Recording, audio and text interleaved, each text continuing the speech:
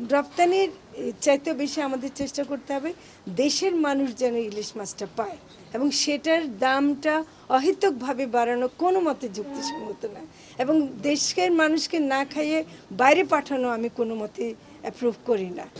সবাইকে ধন্যবাদ আমার কথা শোনার জন্য। আমি প্রিন্স আবারও আপনাদের সামনে হাজির নতুন কিছু কথা নিয়ে।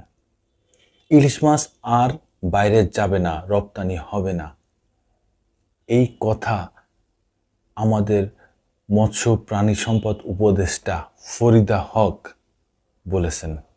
আমরা এতে ব্যাপক ব্যাপক ব্যাপক খুশি। এই কারণে বিগত সরকার দীর্ঘ 15-16 বছর এই ইলিশ মাছ ভারতে মাগনা দিয়েছে, টনকে টন মাগনা দিয়েছে। কলকাতায় দিয়েছে মমতা, যে মুখ্যমন্ত্রী, তাকে। সেই মমতা তার হিস্সা তিস্তা নদীর পানি এক চিমটি পরিমাণ পানি সে ছাড়ে নাই তার দেশের স্বার্থে। আর আমাদের তখনকার সাবেক প্রধানমন্ত্রী, তখনকার যে প্রধানমন্ত্রী, বর্তমান সাবেক প্রধানমন্ত্রী, তিনি টনকে টন ইলিশ মাছ মাগনা তাকে দিয়ে দিয়েছে। কেন দিছে? সম্পর্ক ভালো রাখার জন্য, তার সম্পর্ক ভালো রাখার জন্য। সে একবারও দেখে নাই বাংলাদেশের মানুষ 2200-2500 টাকা কেজি ইলিশ মাছ কিভাবে খাবে, সে একবারও চিন্তা করে নাই। সে বাংলাদেশের মানুষকে কতটা ভালোবাসে, তার বিভিন্ন কাজকর্ম বোঝা যায় যে সে বাংলাদেশের মানুষরা কতটা ভালোবাসে। আমার দেশের মানুষ এই 2500 টাকা, 2000 টাকা, 2200 টাকা, 2300-2400 টাকা কেজি ইলিশ মাছ কিনে খাবে। আর পশ্চিমবঙ্গের লোক, মমতার লোক সবাই মাগনা খাবে। এই হচ্ছে আমার দেশের সরকারের অবস্থা। যাই হোক, সেই সরকার পালিয়ে গেছে ইন্ডিয়ায়, তার আপন ঠিকানায় সে চলে গেছে। এখন অন্তর্বর্তী সরকারের যে মৎস্য প্রাণী সম্পদ উপদেষ্টা ফরিদা আক্তার, তিনি বলেছেন আমার দেশের মাছ, ইলিশ মাছ, আমার দেশের জাতীয় মাছ ইলিশ মাছ আগে আমার দেশের মানুষ খাবে, তারপরে রপ্তানি হবে। আর মাগনা, এইটা তো বন্ধই, আর মাগনা দেওয়া হবে না কারোর।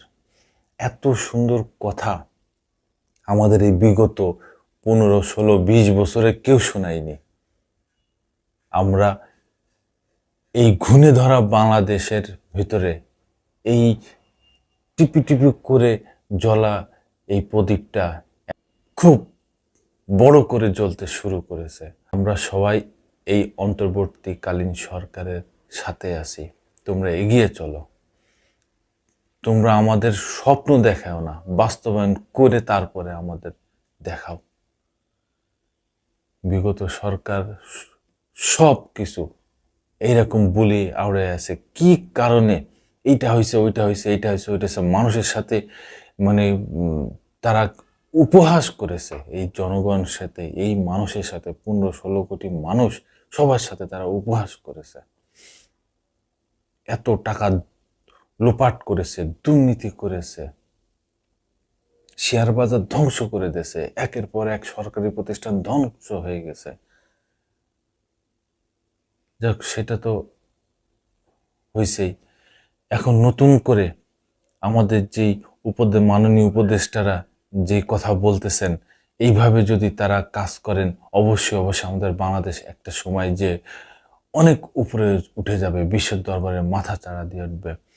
আমাদের যে ইলিশ মাছ, আমাদের জাতীয় মাছ, এই মাছ আমরা কিনে খাইতে পারি না, এত দাম, এত দাম। একে তো সিন্ডিকেটে আসেই, এরা প্রচুর পরিমাণ দাম বাড়িয়ে রাখে। দ্বিতীয়ত এই মাছ আবার রপ্তানি করে। তৃতীয়ত এই মাছ আবার ইন্ডিয়ারে মাগনা দেয়, টনকে টন।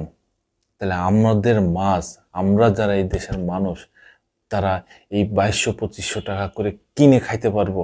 এখন বর্তমান প্রেজেন্ট নাও 1 কেজি ওজনের একটা মাছের কেজি 2500 টাকা বাজারে চলতেছে। তাহলে ওই মাছটা 2500 টাকায় কেজি মাছের, সেই মাছটা যদি 2 কেজি 2.5 কেজি হয়ে যায়, তাহলে সেই মাছের দামটা কত হয়? 1.5 কেজি, প্রায় 2 কেজি 2.5 কেজি ওজন একটা মাছ। আমাদের দেশে কত সুন্দর মাছ, কত বড় মাছ হয়। সেই 2 কেজি 2.5 কেজি ওজনের মাছটা কেজি বাজারে বিক্রি করে 2300 থেকে 2500 টাকা। আমরা মাননীয় উপদেষ্টার কাছে দাবি রাখবো যে আমাদের এই মাছ, জাতীয় মাছ অবশ্যই যেন দাম কমে, অবশ্যই যেন দাম কমে, অবশ্যই যেন দাম কমে।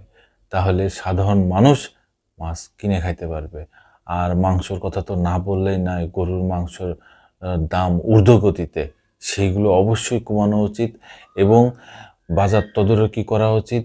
এবং বাজারে যেই সবজি আছে, কাঁচা সবজি, এগুলোর দামও ঊর্ধ্বমুখী। 80 টাকা থেকে 100 টাকার নিচে কোনো সবজি নেই। এগুলোর দাম যেন সহনীয় পর্যায়ে আসে এবং দাম কমে আসে, অন্তত 50 টাকার ভিতরে থাকে। তাহলে সাধারণ মানুষ কিনে খেতে পারবে এবং তারা খুশি হবে। যাই হোক, মাননীয় উপদেষ্টা, আপনাকে ধন্যবাদ এত সুন্দর একটা পরিকল্পনা করার জন্য। আমরা এখন থেকে ইলিশ মাছ খাবো, কম দামে কিনে খাবো। ধন্যবাদ।